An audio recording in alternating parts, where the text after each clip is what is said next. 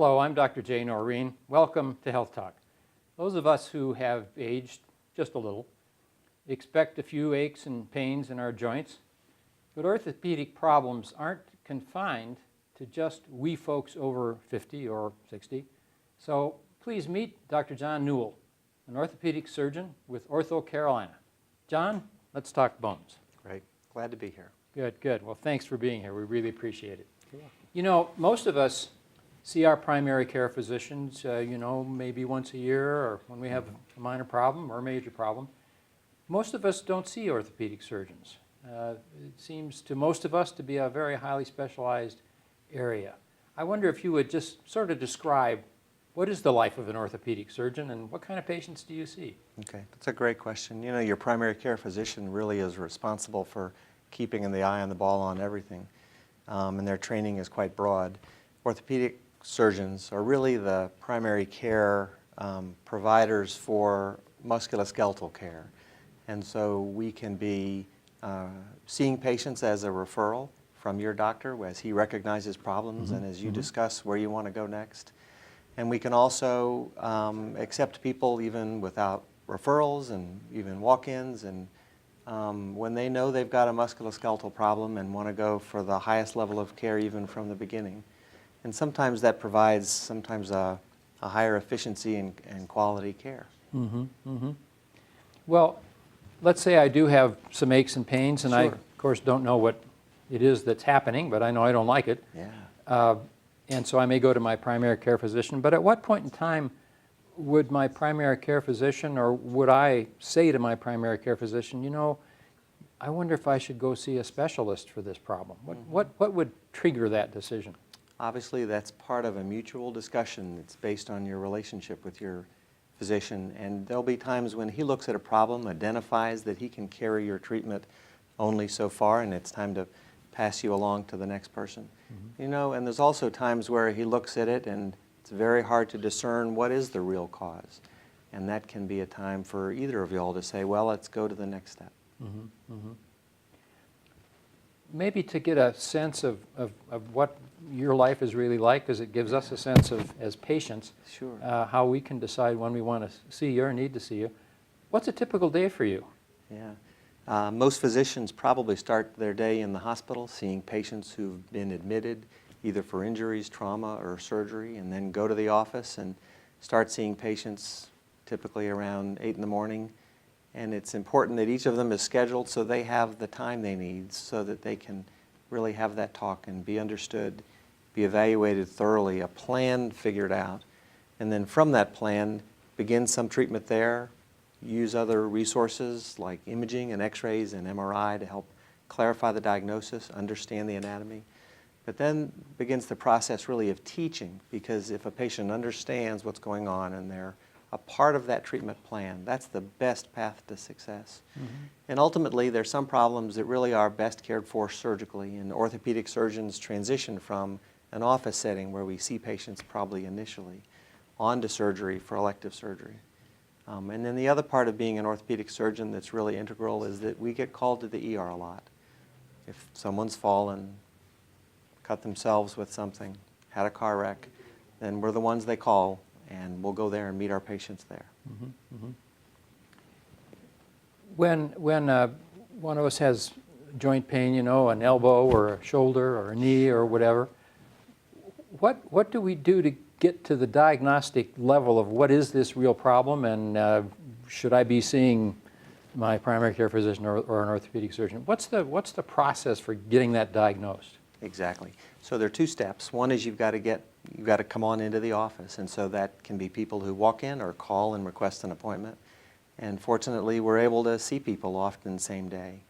And then it really starts kind of like you are, discussing a problem, understanding what's going on. The examination is based on whatever the location of the problem might be. Orthopedic surgeons are the ones that probably understand the musculoskeletal system the best. So that really includes everything from, you know, head, shoulders, knees, and toes. Certainly not the brain and the chest and the abdomen, but almost everything else. Most of our diagnosis is based on understanding the anatomy and understanding the structures and understanding nerve pathways, for example. And then from there we gather information, figure it out. Well, you know, one of the things that I think we all know friends who have is arthritis of one kind or another. And I know there are different kinds, of course, rheumatoid arthritis, osteoarthritis. And there are medical treatments and there are surgical treatments. So Yes. let's say I've got rheumatoid arthritis and, you know, it's been going on for quite a while and I've been Right. taken care of by my rheumatologist or my primary Sure. care physician. What are the treatment options and when does it get to surgical? That's a great question. Rheumatoid arthritis, as you mentioned, is one of the subtypes of arthritis. You know, osteoarthritis is you're getting older and you've worn things out and there's no tread on your tires, so to speak. But rheumatoid arthritis is unique in that it's an inflammatory condition where the immune system somehow targets normal cartilage and secretes enzymes and gradually wears away that cartilage. In the end, it can look a lot like osteoarthritis because the cartilage is mostly gone. The body doesn't hold up well in that situation. When the cartilage is gone and there's not an innate ability for the body to create new cartilage, then people develop angular deformities. Joints get crooked. They develop pain as bone on bone rubs. And so early on, medical treatment for rheumatoid arthritis has advanced so far as to try to temper the immune system and in a safe way control its over-aggressive nature. But ultimately, if over many years they've lost cartilage, as structural damage becomes the biggest problem, surgery plays a larger role. There's many symptomatic treatments for arthritis: rest, different kinds of strengthening exercises, ice and heat and rubs and topical ointments, oral medications, sometimes injections. And each of those can play a role in controlling symptoms and really helping people function at their highest level. But at some point, as the joint is gradually destroyed, then joint replacement surgery becomes a role to reestablish alignment and relieve pain when the surfaces are rubbing sort of sandpaper on sandpaper. There's no pill that easily conquers that, but surgery can be very successful. Mm-hmm. Well, now just to kind of get back to you know, we're both physicians and sometimes our understanding of the use of the language is a little different than the average person. You know, I think a lot of people might not know exactly what cartilage is. Let me give you my take and then you correct me as a surgeon. I'm an internist by training, so you know this more than I do. Yeah. But the way I see it is cartilage, let's say in the knee, it's like really a cushion because the bones, you know, they have to work against each other, and the cartilage is the cushion, so the bones aren't bone on bone hurting each other. And that cartilage, or maybe a bumper you might call it, that cartilage, when that goes away, the bones are bone on bone, and that's where pain comes from, and where the bone gets deformed and crooked. You know, fingers that have arthritis, they're bumpy looking, you know, and that's because that cartilage is no longer there. That cushion's not there. Now, tell me if that's close enough. That's a great analogy, and often what I'll use is something as simple as the cushion on top of the tabletop in the exam room. And even this arm of this chair has a very smooth surface on the outer surface that's very durable, very smooth, and lasts for decades. But if you wear through the top layer, underneath that is a layer of cushion, of, let's say, foam rubber, and the deeper layers of cartilage are not smooth, and they more rapidly wear away. And so many people say, why have I been so good for 50 years, and now just in the last year, I can barely go? And the answer is, they lost that top smooth layer. They're functionally getting into the rough cartilage, and they're headed to bone, of course. Okay. And what's the typical length of time for somebody who, okay, I've got early rheumatoid arthritis, my physician, my primary care physician told me that. How long is it going to be, on average, before I'm going to have to go see the orthopedic surgeon? Right. It varies quite a lot. And many times in medicine, as you know, what works so well is to have a team approach. And your rheumatologist is going to really focus on the medical treatment. And the orthopedic surgeon may see you early to help minimize contractures or to help identify areas of weakness and to help improve and give people hope that there's an option down the road should the medicines lose effectiveness or just the course of time cause damage. Now, typically for you, is the end stage of rheumatoid arthritis or osteoarthritis, is that what you spend a lot of your time on, or are there a lot of other things you spend time on too? The main part of my personal practice is hip and knee arthritis, and so that's what I do. Every orthopedist takes care of folks who fall off ladders and break hips and injure ankles and wrists, but I really spend most of my time helping patients cope and live the best quality of life they can with their early arthritic symptoms, because often that goes on for many years before it's ever severe enough that you say, you know, I can help you more with this pain level if we proceed to surgery. Well, now let's talk about that stage where you're really starting to talk to you because of my knee. What kind of reconstructive knee replacement options are there? What are the various surgical things you can do for that patient? Right. So we've talked a little bit about the non-operative care, and there's some of that's mildly invasive, for example, injection of certain medicines. But ultimately, when you have such structural problems, you need to consider replacing that. The most common and predictable surgery for that is a total knee replacement. Some people are candidates for partial knee replacements, but most often as a patient's knee ages, every part of it is aging. And partial knee replacements have a less of a good track record long term, because even if you replace one part, the replacement part is small, not as structurally as sound, and it often shifts weight off to the area that's moderately arthritic. So total joint replacement is sort of the gold standard for the majority of patients. Now, when somebody does have a total joint replacement, a knee replacement, for example, what's the typical experience? So you're in the hospital. How long typically do you stay? And you're out of the hospital. What kind of rehab can the person expect typically? Yeah, it's interesting how much that's changed. When I was in training, people were in the hospital 5 to 7 days. We used high doses of morphine. In fact, we gave them a button connected to a pump, and they would push it anytime they needed it, so they never had to wait for the nurse. And most patients struggled with that. They were either very afraid of powerful medicine and didn't push it and suffered, or they pushed it so much they stayed in a stupor until they kind of took the button away. So what's really been amazing in the last few years, the improvements in helping control pain and dropping it down to a much more manageable level have allowed us to minimize some of the ill effects of narcotics. And in the process, it's removed one of the greatest barriers for patients coming to the doctor. I mentioned to you once before is that I see people walking in the community and boy, they're limping and they're having a hard time. And I realize that some of them, you know, may be getting some care, maybe not. But I saw a lady today, she has a knee that is so crooked, you wonder how she walks. And so I said, you know, I really want to know what sort of held you up. Her husband even said, I tell her several times a day, and I've been telling her for years, why don't you go to the doctor? And her comment was, pain. She was worried more about the pain of surgery than the daily pain and her quality of life, and she can't even get through the grocery store.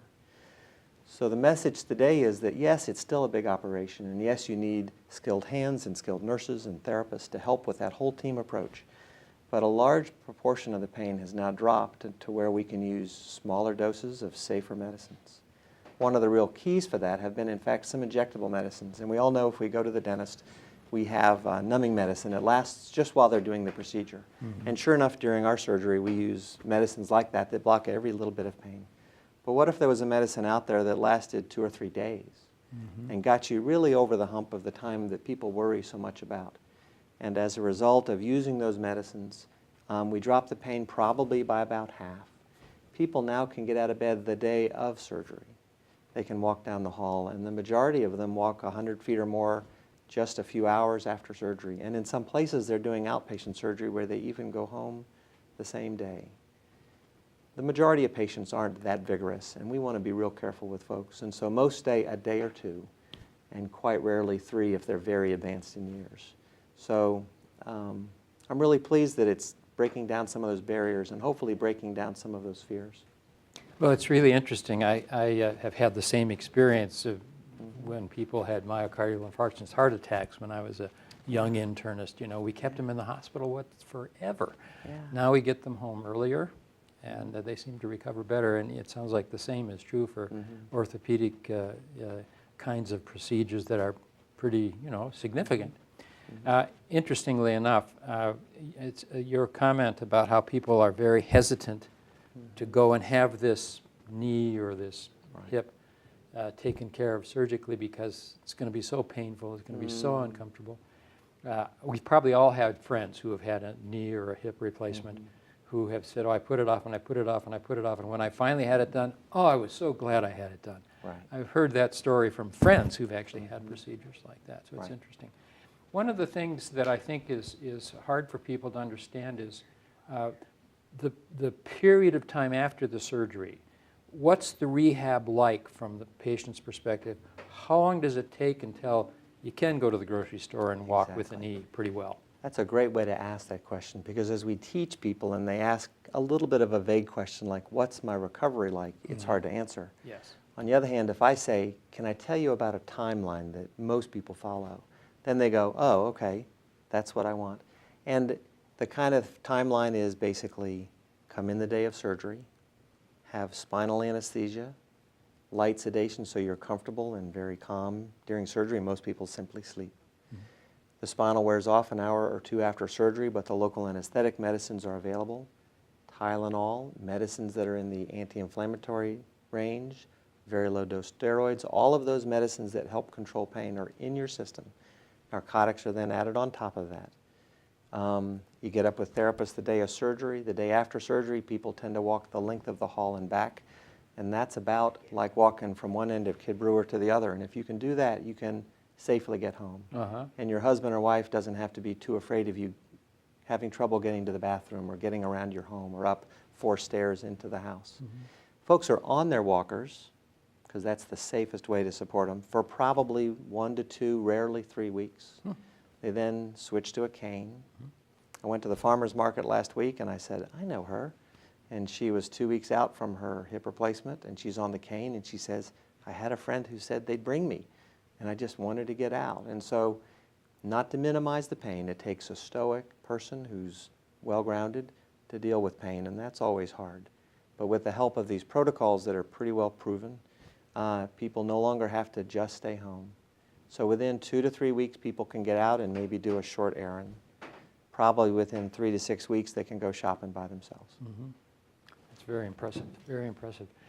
Now, one of the things that I know orthopedic surgeons deal with are those really, we're talking now about the other end of the spectrum, the people who are really active and, out there running and playing tennis and everything.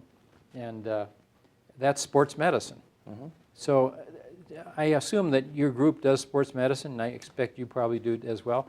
Tell us that's a different kind of orthopedic practice, I guess. Tell us what sports medicine is all about. It is, and so it's still musculoskeletal medicine. You're dealing with different issues. Often you're dealing with very normal structures, in this case injured, damaged, or simply painful. Everyone, as part of their residency training, goes through and spends time doing sports medicine training. Other people then continue on and do a fellowship, and so they get those extra year or two in sports medicine training. Dr. Benson, who's in my group, is in fact the only board-certified subspecialist in sports medicine in the area, and he's been very successful for many years providing the highest level of care for that subspecialty. Interesting. Now, how do you connect with sports medicine? Do you work with teams? It's a matter of people coming into the office because they have, an injury or something, or do you? I mean, I know that the professional teams have their own sports medicine team, but what about in Watauga County? What about in Boone? Right. In this area, kids play sports, folks in school play sports, certainly through college and post-college time. Everyone wants to stay active. It's really a passion for our whole country. I've been the team physician for Watauga High School since 1994. We've covered ASU and other high schools in our area for many, many years. And that gives teams and coaches and parents often somebody to look to where they say, boy, I'm glad he's there. If something comes up, I know we'll go ahead and have a chance to be seen early. But even if you're just an avid biker, you can have problems. And the office is open to receive those folks who really want to stay active. And taking care of highly motivated, healthy people is a great joy, and that's why there's so many folks that would love being a sports medicine physician. Yeah. Well, now, we've talked about knee replacement mostly. Right. what other joint replacements are there? We know there's hip replacement. What other Right. joints are there that the technology has advanced to the point that I know there are other joints that can be effectively replaced? What are those? Exactly. So there are different solutions to taking care of a degenerative joint. You can replace the surface, and a knee replacement is simply replacing that top centimeter of surface on both the femur and the tibia. In the hip replacement, similarly, it's a ball and socket joint, and you replace the cup and the ball. Shoulder replacements, of which there are a few different designs depending on what you need, help replace that ball and socket. They can replace the small joints of the finger. There are other joints that you can't easily replace. You know, we don't have a spine replacement yet. There are, however, ways to help immobilize very painful small sections of the spine and fuse it so it's solid. And the trade-off is, yes, you lose a little motion, but if you lose a lot of pain, function increases, and being free of pain is pretty important. You know, there are ankle replacements, but the longevity there, because of the anatomy, the small bones, isn't as good, and so that's typically for rheumatoid patients who have a low level of activity. So many solutions, each specific to the joint. What about wrist? Can wrist replacements occur of any kind? They've tried a few. Often the most functional way to help somebody lead the most active life who's had a wrist, for example, destroyed by trauma most commonly, is in fact a fusion. Okay. And a fusion will eliminate this motion, but give you a hand that's strong, allow it to still be positioned in space and used, and have fingers that work. But there's no good wrist replacement for 8 little bones and multiple complex surfaces. Yeah. A lot of people don't understand that, you know, non-medical people, that the wrist is made up of a whole bunch of bones that interact with each other. Very complicated. Very complicated. We talked a little bit about back issues. You know, most of us have had back pain one time or another, and most of the time it goes away. It does. But can you just give a kind of an overview of the kind of back problems that do occur that don't just go away on their own? Sure. If you look at all back pain, probably 5, maybe 10% of it is related to pinching a nerve. A disc, bone spurs, crowding of the whole spine, for example, that really puts pressures on the nerve. And that type of highly intense pain, often going down the legs, or if it's a neck problem, down the arms, is treated by preserving nerve function by removing pressure on the nerve. Many people with discs, the disc is sort of a soft cartilage-like material.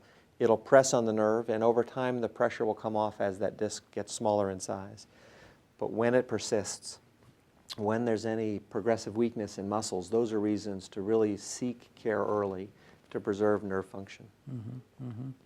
Now tell me if this is a correct way to think about this. We talk about discs, we talk about the spine, the vertebra, and the way I kind of see it is like these are 2 parts of your vertebra, the bony parts of your spine, and you have a whole bunch of them up and down. And then right in here there's one of those cushions again, cartilage. It's like the cartilage in the knee we're talking about, but that's the disc, right? And when that squeezes down or shrinks or gets diseased, there are nerves that come out and those get squeezed. Is that an accurate description of what we talk about when we're talking about discs? It is. The disc, for all the guys out there that fix cars, is very much like a bushing that can help 2 rigid structures, 2 bones, move a little, absorb stress. And when that disc degenerates, it can tear, it can leak out some of its tissue, and it can press in on the nerves. And that can produce pain a number of ways. But interestingly, that's only 10, maybe 15% of back pain. About 5% of back pain is way more serious, and that's infections and tumors. And one of the reasons we don't ignore back pain, even though it's common, is because we really want to discern early, are we dealing with something bad? And then, you know, that leaves, if you do the math, something like 80%, let's say, of the pain that we call mechanical back pain. And it's all part of that very complex spinal structure, discs, bones, small facet joints, ligaments, muscles. And any one of those can be a source of pain.